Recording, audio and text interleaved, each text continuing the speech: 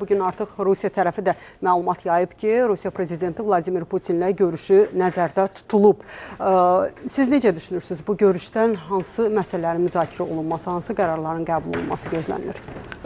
Mən Rasim müəllimin fikrindən razıyam. Ümumi şəkildə bu yaranmış gərginliyin aradan qaldırılmasını biz hansısa formada gözləyirik.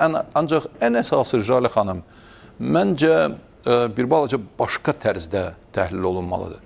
Azərbaycan bu dövr ərzində, bu münasibətlər gərginləşəndə öz mənliyini bir dövlət kimi, öz gücünü bir məmləkət kimi, öz mövqeyini əyani şəkildə göstərdi. Bu çox vacib və əhəmiyyətli bir məsələdir. Və bir neçə gün bundan əvvəl Qəbələdə baş vermiş hadisə bir də sübut edir ki, Azərbaycan tək də deyil. Azərbaycanın arxasında onun yaratdığı illər boyu yüksək səviyyədə dəstək var. Ona görə Azərbaycan bu görüşə başqa formatda özünün müstəqilliyini və suverenliyini ən yüksək səviyyədə qorumaq imkanına malik olan dövlət kimi yaxınlaşır.